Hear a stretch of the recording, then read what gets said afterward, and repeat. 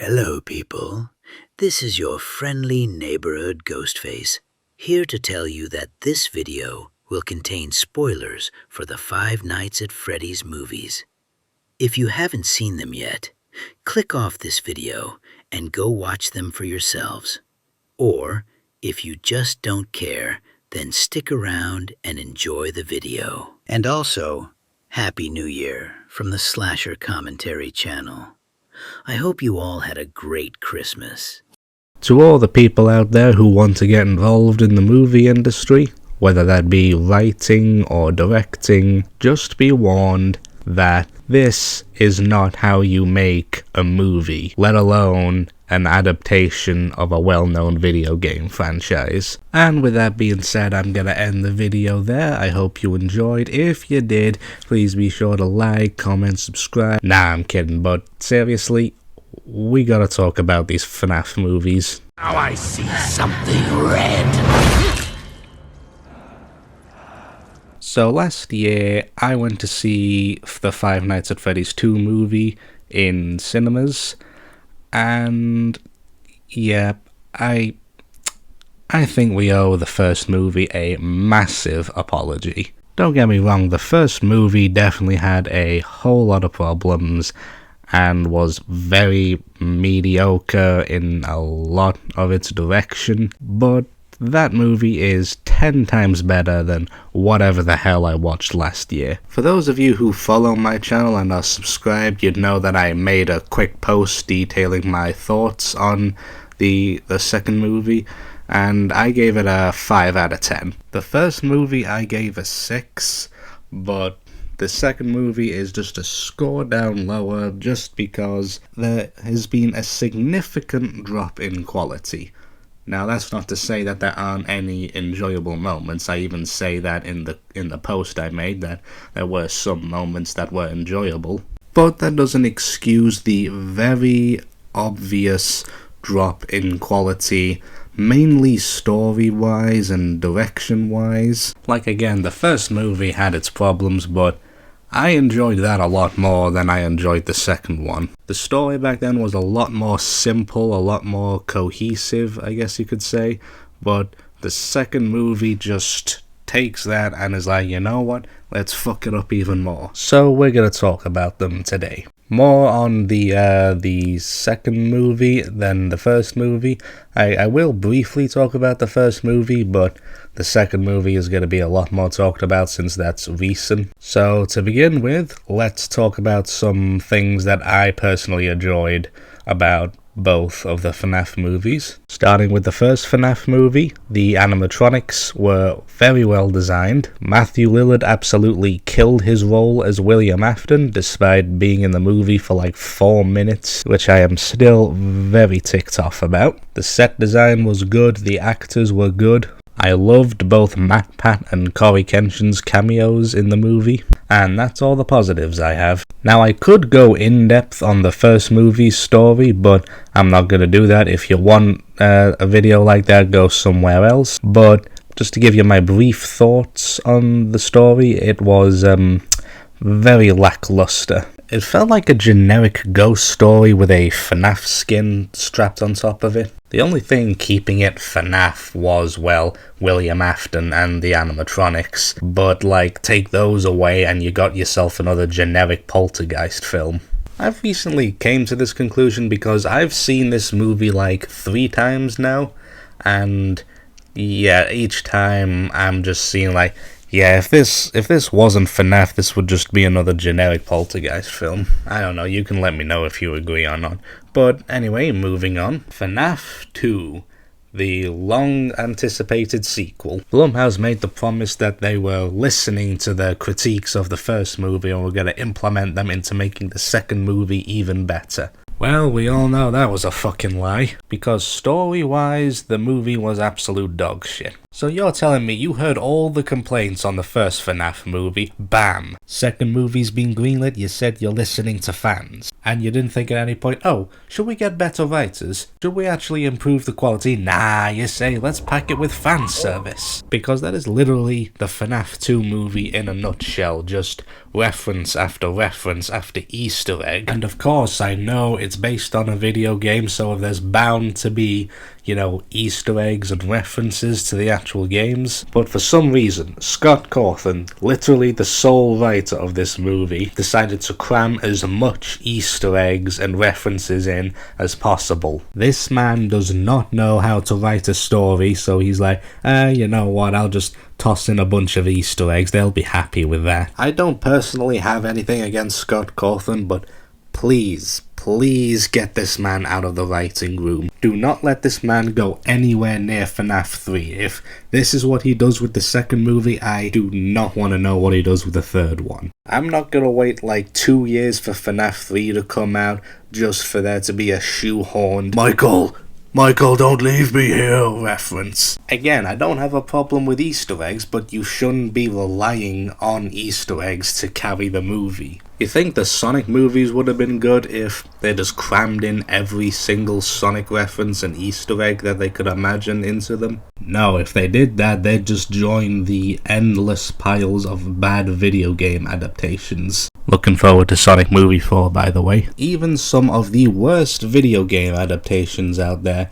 didn't just rely on constant references and Easter eggs to their games. The only problem with those is that they terribly adapted them, or they just had a very shit story. My point is, you can have Easter eggs and references to the actual thing you're adapting in the movie, but you can't just overly rely on them. You have to actually tell a story, which is what Scott Cawthon did not do with this film. Hell, I wouldn't even call it a story, I'd just call it a bunch of random plot points just smudged together. The robotics fair, the fucking, what's it called, Faz Fest, just really a bunch of plot points that I just didn't feel blended well together. Scott Cawthon being the only writer in this movie was a mistake, because I have a feeling that the reason why the first movie's story was a little bit better was because he actually had help. First movie, it was him,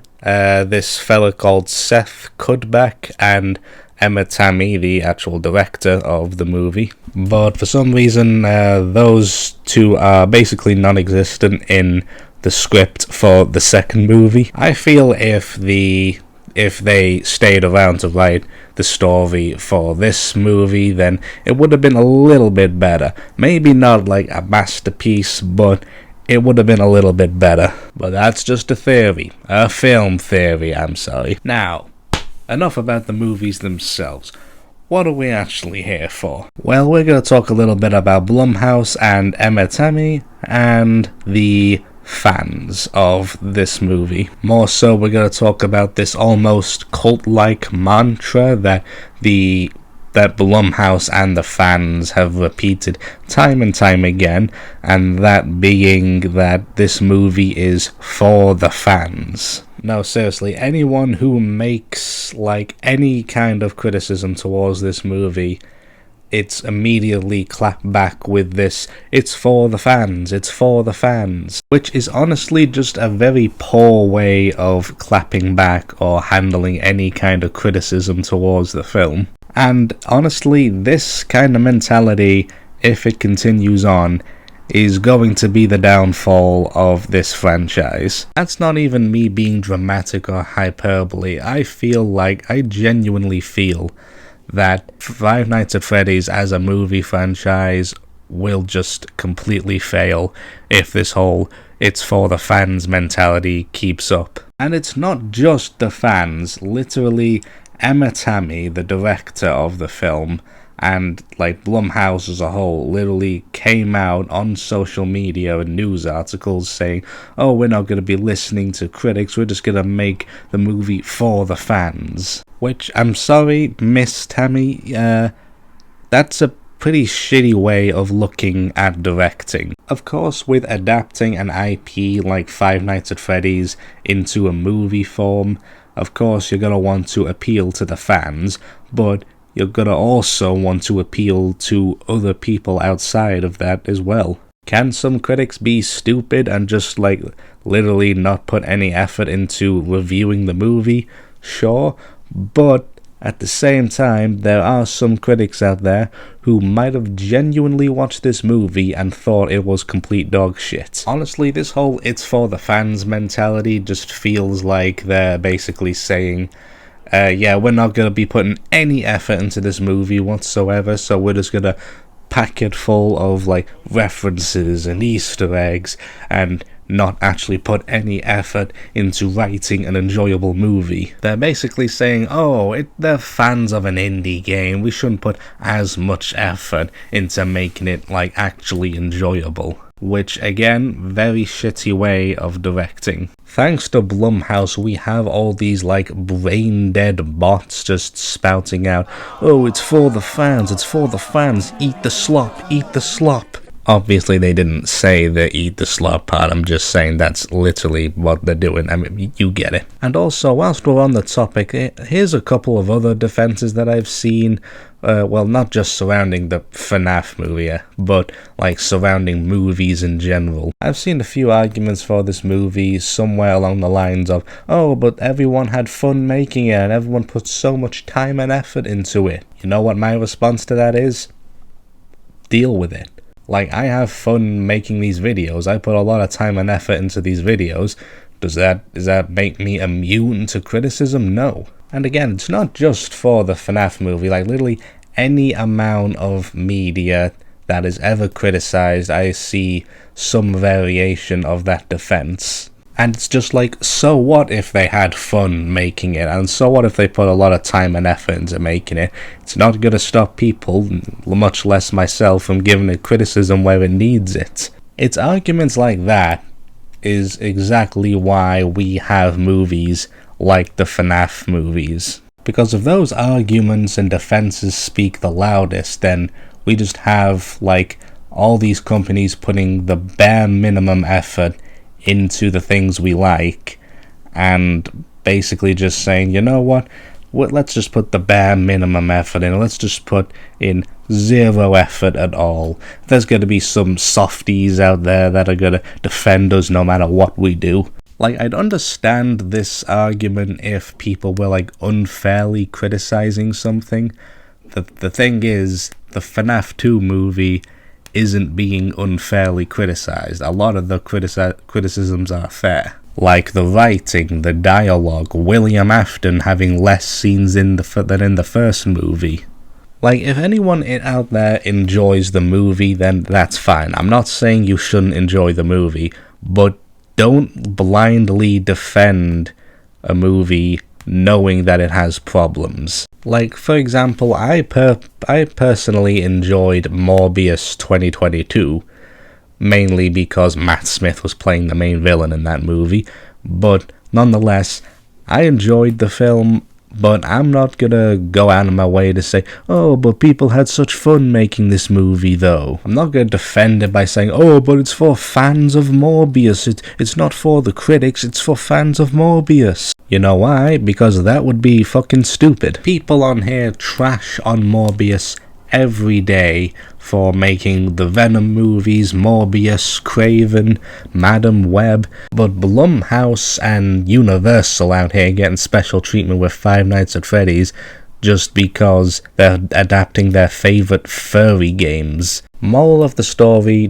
don't be like these people, don't be stupid, and go out of your way to defend a movie that is objectively bad. You can like it all you want, you can enjoy it all you want, just don't go out of your way to make stupid defenses like this, it's for the fans, or it's not for you, But with that being said, this is where I'm going to be ending the first video of 2026. 2025 was a crazy year. Here's hoping for 2026. Once again, Happy New Year from me over at the Slasher Commentary channel, and I hope you all had an amazing Christmas, and I wish you all a very good year going forward. But anyway, let me know what you think of this topic in the comments below. If you enjoyed the video, please be sure to leave a like, maybe even drop a subscribe as well.